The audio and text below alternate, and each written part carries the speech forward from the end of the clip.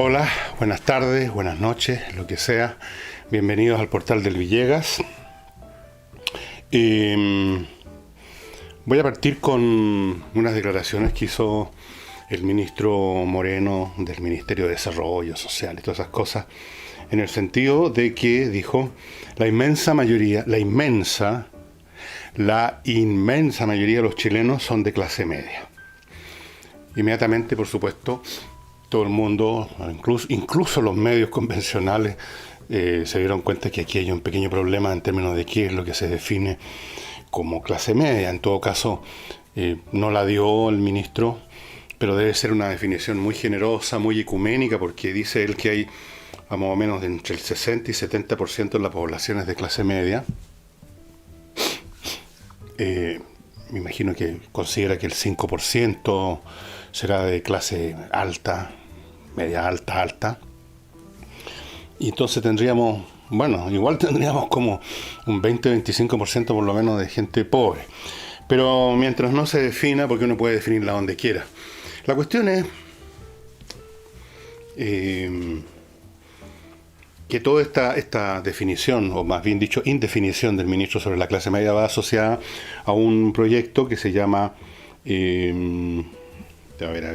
Clase Media Protegida. Es un programa que incluye un montón de puntos para proteger a la clase media. Es curioso que una clase media que se supone que como clase media está por encima de los quebrantos de la pobreza, no necesite protección. Es un reconocimiento implícito que esta es una clase media, aun si existe en este minuto, tan frágil que se puede derrumbar en cualquier momento y necesita soporte. Y entre esos beneficios son 70, voy a mencionarles los más importantes. Se habla de ayudar en los casos de eventos de salud de alto costo. La típica cuando a uno le pillan un cáncer y viene un tratamiento carísimo. Problemas de cesantía. Uno pierde su pega, o pierde todas sus pegas en un día, como me pasó a mí, y se queda sin nada. Algunos se pueden reinventar, otros no se quieren reinventar, otros necesitarían ayuda. Ese es otro tema. Después tenemos problemas para pagar la educación superior.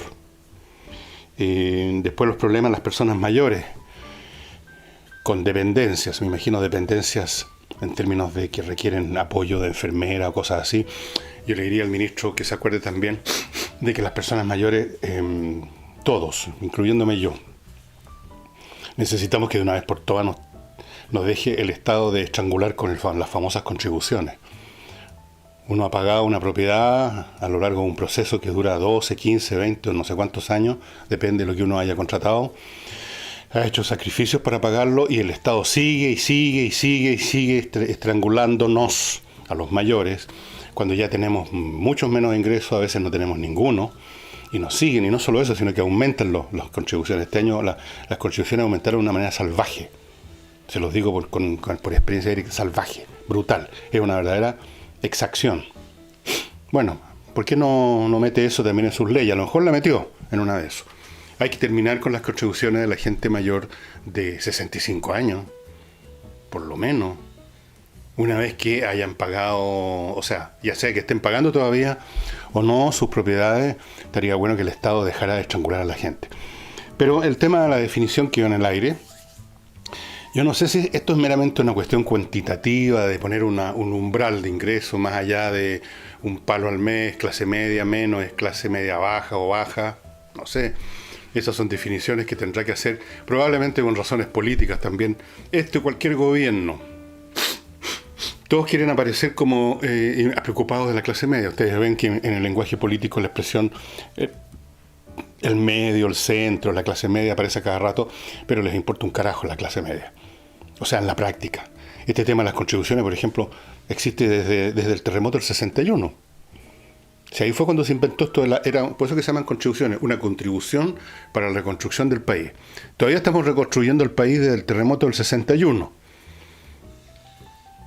¿Qué les parece? Bueno, así es que tal vez sea un tema distinto el de la clase media. No es una cuestión de definirlo meramente en términos cuantitativos, sino que habría que ver si hoy en día, en el tipo de estructuras sociales que ahora tenemos, económicas, la clase media tiene otros ejes. Antiguamente era bastante más sencillo. Si nos remontamos, por ejemplo, a fines del siglo XIX o principios del XX, la clase media era un estrato muy pequeño que estaba conformado simplemente por funcionarios del Estado y profesionales. Eso era todo. O usted era latifundista, gran comerciante, o tenía una explotación minera, o se dedicaba a lo que se llamaban en esa época los ultramarinos, el negocio de importación y exportación a través del mar, o era alguna de esas cosas, o era un profesional o un empleado de las oficinas de estas actividades, si es que tenían oficinas. Por ejemplo, en Valparaíso, muchas empresas dedicadas al comercio exterior, entonces tenían sus empleados. Estaban los empleados del diario de los diarios que existieran, los profesionales, los dentistas, los abogados, qué sé yo, funcionarios del Estado Central.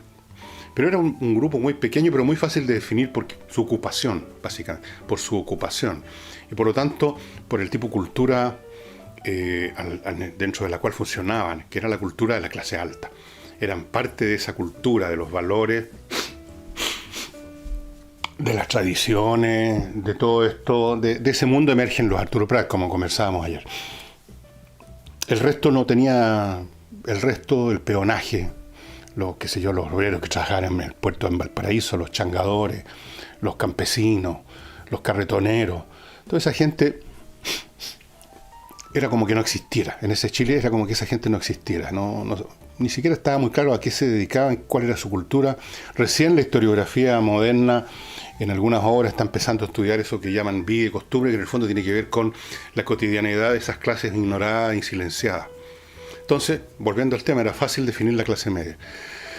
Después, en el Chile de los años 40, 50, 60, que yo conocí ya de niño, la clase media eran todas esas cosas que les dije antes, más un grupo un poco mayor de gente de un estado que había crecido.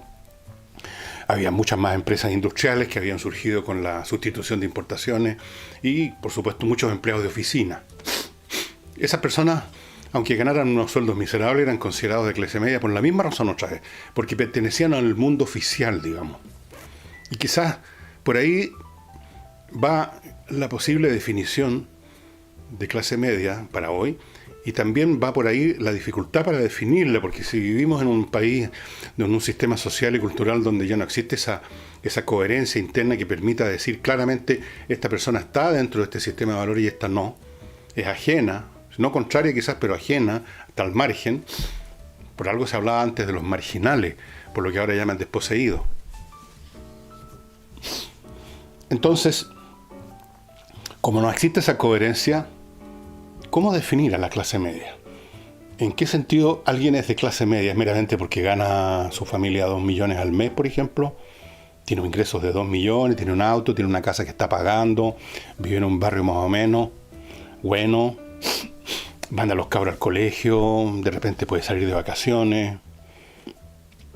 Esa es una definición cuantitativa de clase media que nadie va, digamos, a rechazar. Una persona que tiene esas condiciones van a decir, esta persona es de clase media. Pero puede ocurrir también que esa persona sea, por ejemplo, un profesor absolutamente revolucionario, y su señora también, y estén contra todos los valores del sistema y salen a todas las marchas antisistémicas y le predican, y estoy de aquí pintando un cuadro que existe, le predican a sus alumnos permanentemente el tema de la injusticia del sistema y de la guerra de clase. Y bueno, esas personas, claro, desde el punto de vista cuantitativo uno los puede ubicar en la mitad, pero desde el punto de vista valórico, el punto de vista de su grado de compromiso con la sociedad tal como es, cero. Yo no sé, no estoy diciendo que esa se debiera ser la forma de definirlo, pero creo que en tiempos como estos, completamente fragmentados culturalmente, con grupos que plantean universos sociales completamente diferentes, y dentro de esos planteamientos divergentes hay otras diferencias a su vez, en un mundo tan fragmentado, me parece que sería un poco simplista. Digo que sería un poco simplista una definición clásica basada en niveles de ingresos. Pero en fin, lo importante es que este gobierno está con este proyecto. Vamos a ver cuántos de estos proyectos son realmente interesantes. El propio gobierno reconoce que varios de estas cosas, estos puntos, están funcionando hace rato. Yo en general tiendo a sentir cierta desconfianza de los proyectos que tienen demasiados puntos. como que inconscientemente o conscientemente se trata de compensar la pobreza cualitativa del proyecto con la abundancia de puntos del proyecto. Es como cuando a alguien se le presenta a usted para darle una razón por la cual va a hacer algo o no va a hacer algo y que eso lo perjudica a usted. Cuando le empiezan a dar muchas razones, mira, lo que pasa es que esto, pero además esto otro, y esto otro, y esto otro, significa que ninguna razón realmente era firme y se trató de compensar eso con el número. Hay que entrar a sospechar. Pero vamos a ver, yo representando aquí a los viejos que pagamos contribuciones feroces, le diría al gobierno que sería, o a los legisladores, si es que se acuerdan de uno, por supuesto, que sería bueno que le metieran mano al tema de las contribuciones, porque aquí se da no solamente el tema de gente mayor que paga contribuciones terribles, y ya tienen ingresos menores o pocos ingresos o ningún ingreso a veces, sino que al mismo tiempo hay personas o instituciones que pagan contribuciones ridículas.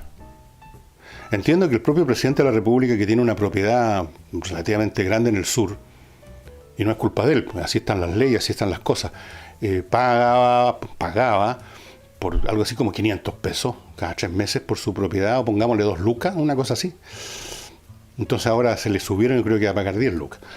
Bueno, y hay miles, y después instituciones religiosas que no pagan un centavo. Esto viene de la época, qué sé yo, del siglo XVIII, XIX probablemente.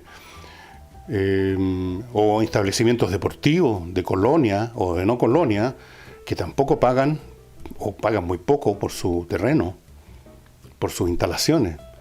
O sea, hay una montonera, además de injusticia. En cambio, los que tienen una casa simplemente y que no son más que ciudadanos comunes y corrientes, a eso les cae encima todo el peso de la contribución. Me parece injusto, me parece ridículo, me parece absurdo. Ahí debiera meter el diente el señor Moreno, en vez de darnos una lista de lavandería de 70 ítems, muchos de los cuales ya existían. A mí me suena un poquitito, me suena a camelo, como dicen los españoles, pero eso es un camelo. O sea, nos están metiendo el dedo.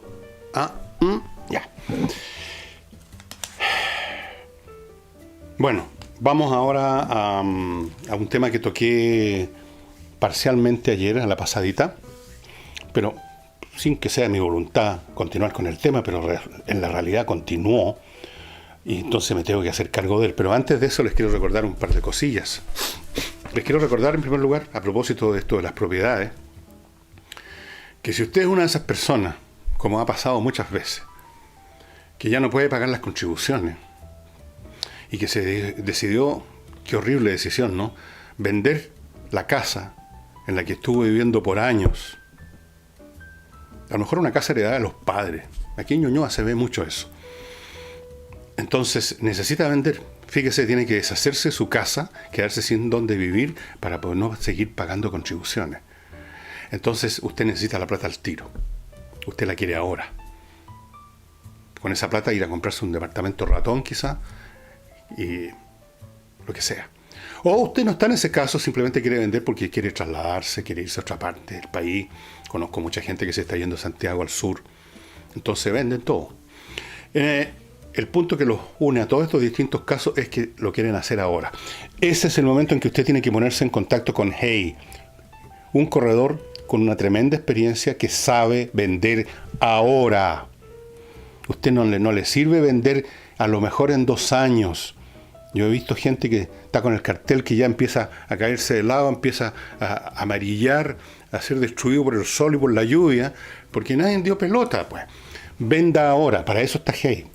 Él sabe cómo ponerle el precio que interese, cómo atender a la gente que va a visitar la propiedad, cómo irlos interesando y cómo, por lo tanto, hacer la venta, pues.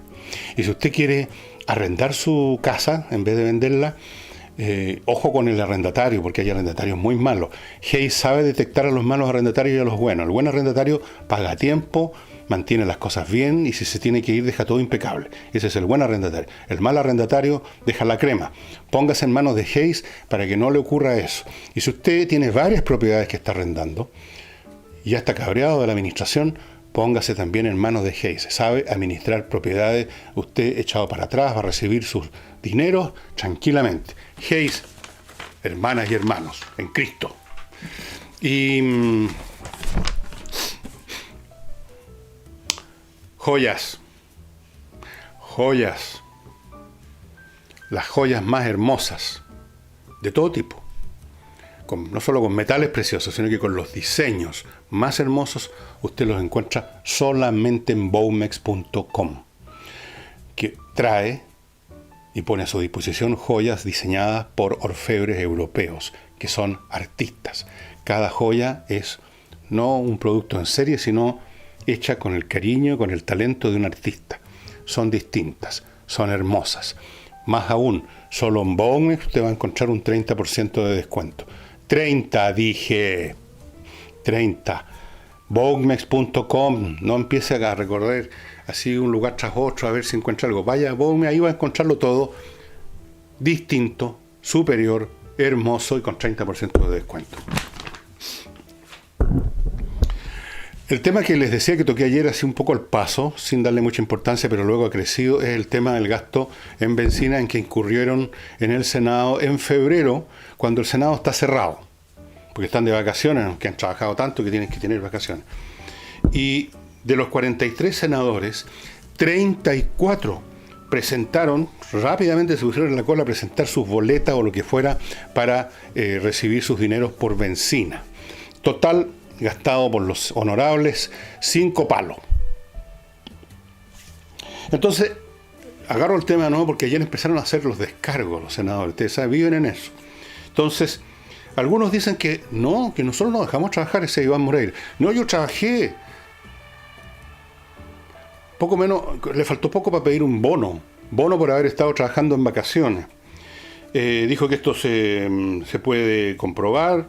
Dice que hay muchas, hoy tuvo muchas actividades en la región de los lagos. Estoy leyendo aquí textual.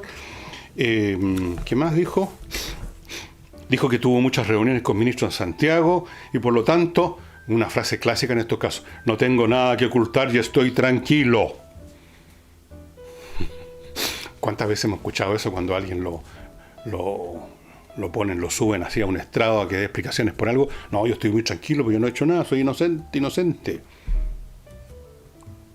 Debiera ser valorado, agregó, que yo no salga de vacaciones.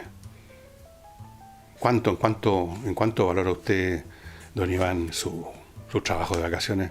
Póngale, a ver, un palo. ¿Quién dijo dos? Dos palos, tres palos. Caramba. Miren, supongamos que lo que dice Iván Moreira posiblemente lo dicen muchos otros. Acuérdense que son 34 que presentaron sus papeletas o sus boletas de las bencineras. No sé cómo el mecanismo da lo mismo. Todos podrían decir lo mismo. Todos dicen lo mismo, de hecho. Dijo, por ejemplo, Jaime Quintana, otro de los genios que tenemos en el Parlamento, habló de las muchísimas funciones de representación. No sé qué significa eso. Pero si ya están representando, no tienen que representar mucho más. Que tienen que celebrarse en esto. Yo creo que esta gente está cebada. Ustedes saben lo que es cebado, ¿no es cierto? Bueno. Fíjense, antes de entrar al tema, digamos, analizarlo por otro ángulo, Chile paga sin considerar todos estos pagos extras como este es justamente la bencina. Reciben como sueldo por la función legislativa propiamente tal. Reciben, estoy hablando de los diputados, ¿no?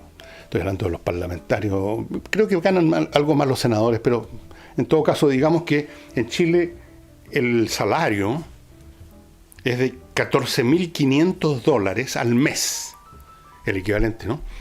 Igual que en Estados Unidos, pero en Estados Unidos no reciben bonos de bencina, bonos de esto, bonos de lo demás, ya gastos para pagar supuestamente a los asesores, todo eso no existe, es esa plata.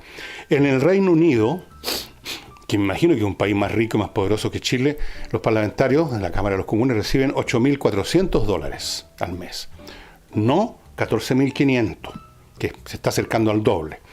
En Francia, otro país que yo creo que es más rico que Chile, $8.300. Y sin todos estos agregados. Los nuestros reciben 14.500 más los bonos de bencina, los viajes en avión, los celulares, los gastos de representación, la plata para las asesorías, que son varios palos, cada una de estas cosas. Pero en fin, volvamos al tema del gasto de bencina. ¿Por qué no pueden asumir esos gastos como parte de los gastos que tiene que asumir toda persona con su salario. O sea, usted, estimada amiga y amiga que se va a su pega en su auto, yo no creo que le estén pagando un bono por la benzina. Yo no creo que usted esté en condiciones de ir a la contabilidad de su empresa y presentar las boletas de las bombas bencineras donde usted le llenó su automóvil. Se supone que usted con su sueldo se las arregla para pagar la luz, el agua, su benzina, su viaje, todo.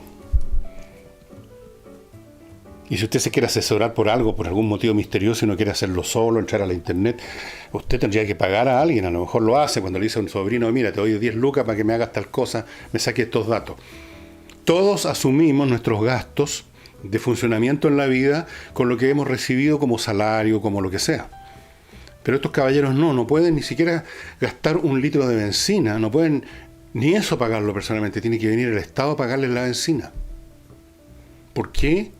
¿Acaso ganan tan poco dinero? ¿No podrían asumir sus gastos de benzina con los ingresos que tienen?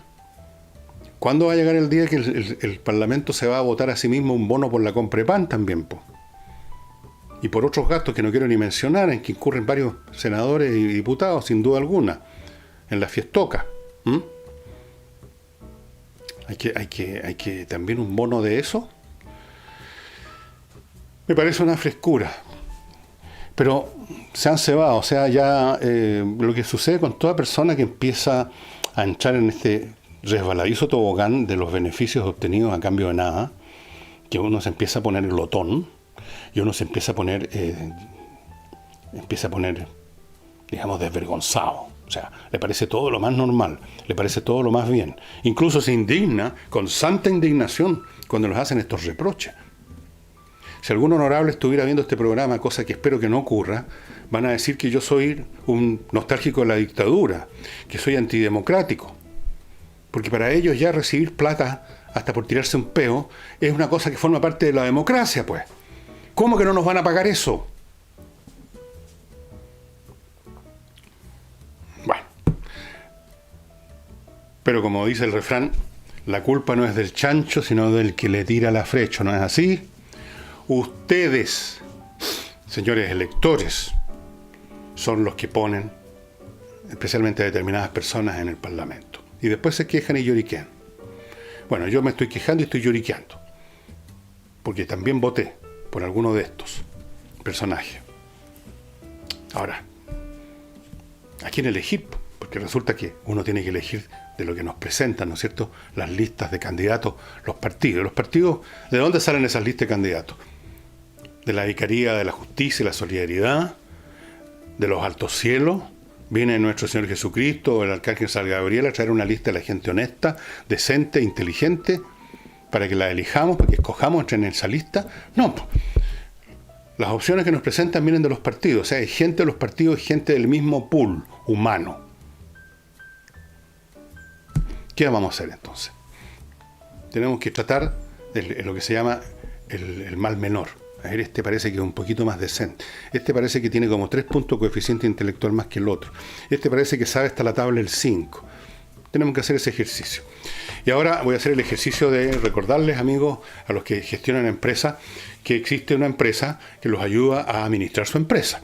Y se llama Controller S.p.A. La formaron contadores auditores que tenían una larga, estoy hablando de 20 años, experiencia en empresas internacionales grandes y empresas nacionales grandes. Formaron esta empresa para ayudarlo a administrar sus asuntos. Administrar es la parte más complicada de una empresa. La empresa es administración en gran parte. Todo el papeleo, pago de impuestos, pago de salarios, contabilidad, auditoría, administración de procesos, órdenes que van y vienen, es un montón de cosas. Y normalmente las empresas tienen problemas ahí, siempre están ahí los problemas. Porque arrastran desde su fundación una organización menos que óptima o trabajan con un personal que comete una cierta tasa de errores, pero como que ya se acostumbraron o se resignaron a eso, entonces la cosa anda frenada, anda mucho menos bien de lo que pudiera. Póngase en manos de controller, son expertos, disponen del mejor software del mundo para estas cosas, le dejan su empresa funcionando tiki-taka. Tienen planes para empresas de todo tamaño, muy grandes, medianas, pequeñas, chicas, incluso para emprendedores que están recién partiendo. Para cada uno de ellos, aquí tengo enumerado un plan.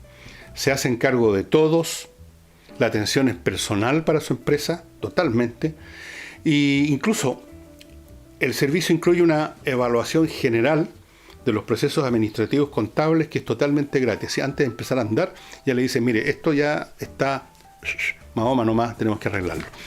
Controller SPA.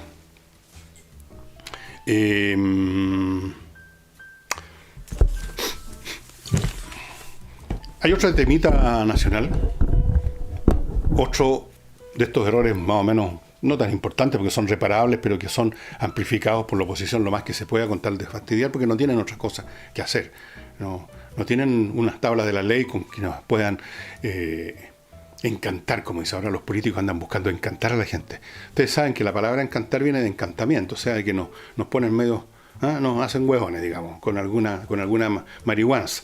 Bueno, como no tienen nada ni siquiera para eso, entonces se meten en las cosas pequeñas y las hacen crecer lo más posible. El tema es que había una ley que se promulgó para que las empresas pequeñas, las pymes, reciban, como hace tiempo que esto debe haberse hecho, sus pagos de las grandes empresas en los máximos de 30 días. En esto había un abuso enorme, que resulta de prácticas abusivas que lamentablemente son bastante frecuentes en el mundo empresarial chileno. Aquí estamos con payasadas. Prácticas derivadas de las condiciones históricas, monopólicas, protecciones, amiguismo, la historia de Chile, la historia de esta gente que maneja estas empresas en términos culturales, de quiénes son nietos e hijos. Hay toda una forma de funcionamiento que llevan a muchos abusos, y uno de los abusos más desagradables, yo creo, era el de las pymes, pagarle 90 días, 120 días, y si las pymes iban a reclamar, le decían, bueno, si no le gusta se va, pues tengo una el típico argumento, tengo una fila de gente que quisiera hacer lo que usted nos entrega a nosotros. Pero patrón, jefe, yo tengo una empresa chica, necesito que me pague ahora para pagarle a mis empleados, tengo 10 empleados que hacen... Bueno, no sé, pues en 90 días más te pagamos. Y si no te gusta, ándate. Ese era el tipo de argumentos que se escuchaba. Entonces, finalmente, después de años de estas prácticas abusivas, emerge esta ley. Pero hubo un error. Se dice que un error de secretaría. Alguien transcribió mal la ley y omitió las líneas donde se le entregaban herramientas a las pymes, herramientas legales para demandar a esas empresas que no cumplan con ese plazo de 30 días. Y se detectó el error y se va a resolver, se va a reparar, se va a hacer otra ley, se va a votar una ley donde están esos elementos para que las pymes... O sea, era una cuestión, fue una estupidez, por supuesto. Yo no sé si efectivamente hay un tema de una secretaria que tecleó mal en el procesador de texto o qué, pero fue un error, o sea, no veo ni una razón porque el gobierno quisiera, van a decir la letra chica, quisieron pasar una cosa de contrabando. No se puede pasar una cosa de contrabando como esa, es demasiado grande. El gobierno no tiene ningún interés, yo creo, en hacerse en ese tipo de tonteras. Pero por supuesto que este gobierno, como todos, comete errores, y quizás cometa más errores que otros porque es un gobierno nuevo. Recordemos que este gobierno es el sucesor de la señora Bachelet, en el fondo viene siendo sucesor de 20 o 30 años de concertación. Es más o menos nuevo, gente no muy experta todavía y buenos para meter las patas. Han metido muchas veces las patas. Como lo manifiesta el tema que se convirtió en un error, no era nada, pero ahora se convirtió en un error del viaje de los hijos de Piñera. Ya vamos a hablar de eso, pero antes les quiero recordar esto. La Avoclub, esta empresa, a propósito de emprendedores, desarrollada por empresarios chilenos, químicos chilenos, desarrollaron un detergente para la ropa tan bueno o mejor que cualquiera de los que usted compre importados, y con esta característica que usted en la primera compra recibe este tanque con 10 litros que le va a servir para, no sé, pues 50 lavados o más. Ustedes ven que tiene una llave, aquí una espita, donde usted va echando, va cargando, y cuando se le está terminando, usted llama a la Avoclub y le vienen a llenar. Entonces hay una tremenda comodidad. Usted está apoyando a una empresa chilena que está partiendo con esto. El detergente es tan bueno, como le digo, como cualquiera otro. Y aquí viene el otro punto. Usted está ayudando al medio ambiente porque no está comprando y botando docenas de envases de plástico a lo largo del año. Usted se queda para siempre con este tanque, que se lo van llenando, se lo van llenando. Se ahorra un montón de plástico. Usted dirá, bueno, pero otros van a ir comprando esos envases igual. No, lo que pasa es que a la larga, a medida que se va achicando el mercado de los plásticos, se va achicando la producción de plásticos, tarde o temprano. Así que usted está colaborando, no digo que instantáneamente va a desaparecer el plástico de los océanos, pero usted está ayudando a que desaparezca eventualmente. Hay que empezar con el primer paso, aún para caminar 1000 kilómetros. Hay que dar el primer paso. Usted da un tremendo paso con esto, lava mejor, no tiene que estarse recordando todas las veces en la lista de supermercado del detergente.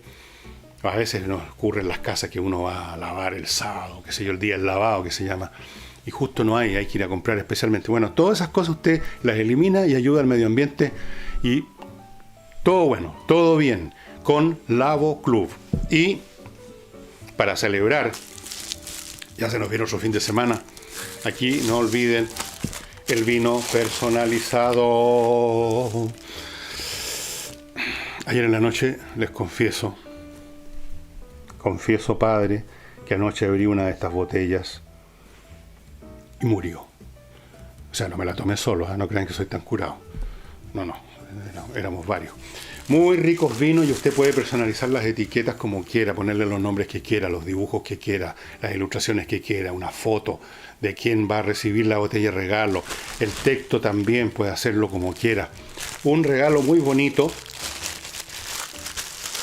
con un vino maravilloso. Anoche, no crean ustedes que me tomé esta botella por una cuestión personal, fue simplemente para hacer una prueba técnica de la calidad del vino, para verificar que es tan bueno como digo que es. Sí. Y en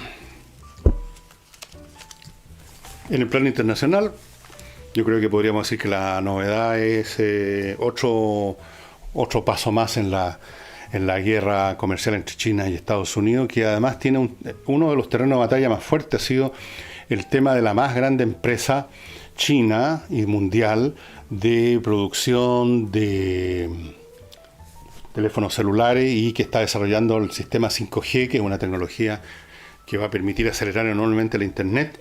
Para Estados Unidos era vital y es vital, desde el punto de vista de sus intereses, minimizar y ojalá lisiar, to cripple Huawei, que es la empresa que estoy mencionando.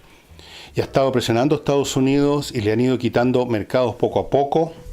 Ayer empresas mundiales de telecomunicaciones pararon sus órdenes de compra de servicios o bienes de electrónica de Huawei, y esto es un golpe tremendo para Huawei. Ya no pueden entrar al mercado australiano, tienen problemas en el mercado británico, por supuesto no pueden entrar al mercado norteamericano casi prácticamente. Les han dejado apenas un resquicio, que es un resquicio que se lo dejaron para seguir manejando, para tener otra palanca de poder en las negociaciones con China.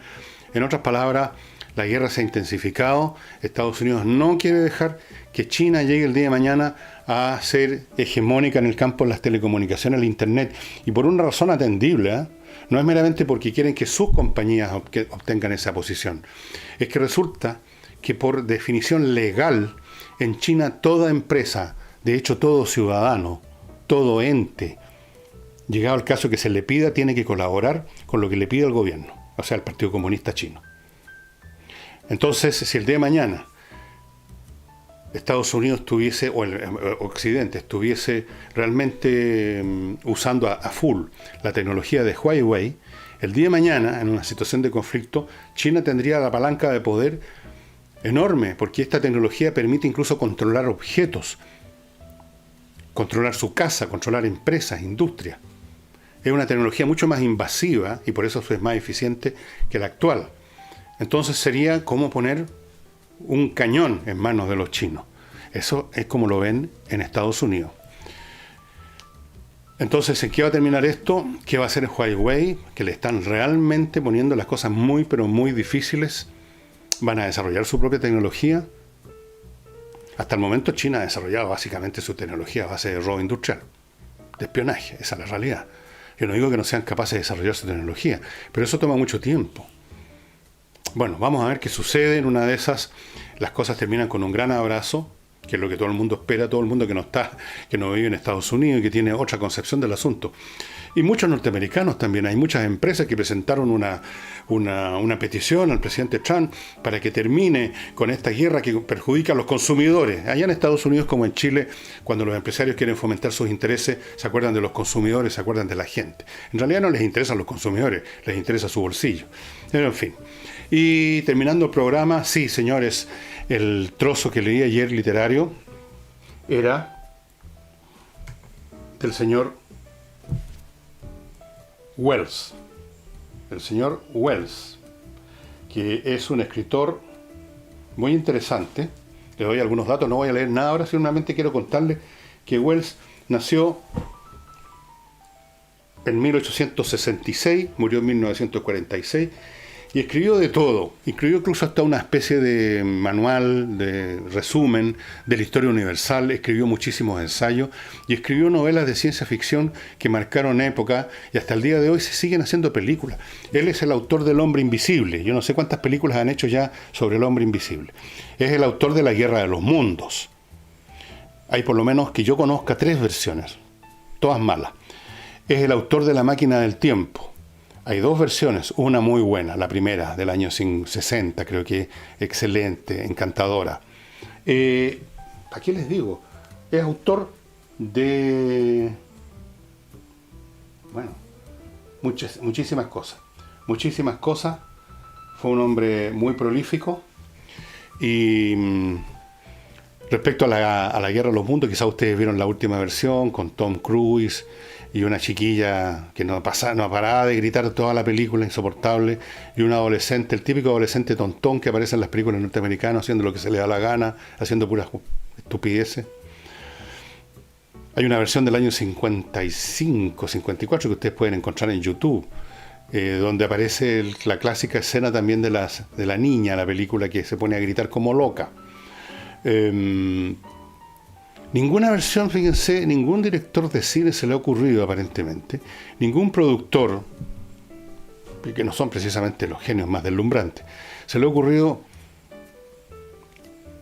ambientar la película en la época en que supuestamente ocurren estos acontecimientos, en la época victoriana. Habría sido mucho más interesante ver a estos monstruos del espacio, de Marte, siendo combatidos por artillería transportada por tiros de caballos, por ferrocarriles humeantes, llevando a las tropas adentro, toda esa cosa propia de la tecnología militar del siglo XIX, final del siglo XIX, ¿no es cierto?, con rifles de retrocarga, pero en fin, todo con nada más que eso, con los primeros barcos blindados, pero no lo han hecho. Y les digo una cosa, si ustedes vieron esa película o conocen la historia, lean el libro igual La Guerra de los Mundos, porque es muchísimo, pero muchísimo más entretenida, más jugosa, más interesante, llena de reflexiones además, que cualquier película que ustedes hayan visto. Es mucho mejor. La Guerra de los Mundos, y la edición que yo leí es una edición moderna, que la tengo por ahí, que está disponible fácilmente en las librerías. Así es que La Guerra de los Mundos les recomiendo. Y eso sería todo. Antes de irme les quiero recordar que ya estamos pensando seriamente en el tema de estas exposiciones de 4 episodios sobre un tema, por ejemplo la historia de Roma, y para eso va a estar disponible solamente para las personas que están en Patreon. Recuerde que estar en Patreon no es ninguna carga tremenda.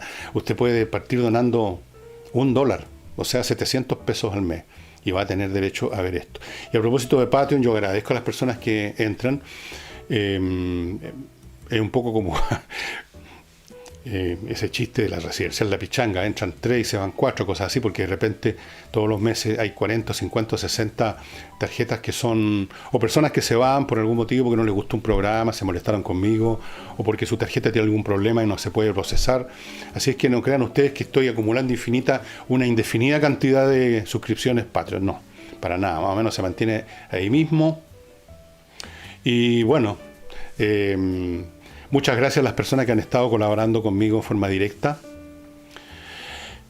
Sin todo eso, este programa, que yo lo considero bastante exitoso, he tenido muy buena acogida con ustedes, estamos acercándonos a los 60.000 suscritos, todos los programas terminan teniendo en 2 o 3 días, llegan a los 20, 25.000 y a veces más visitas, entonces estoy muy contento por ese lado.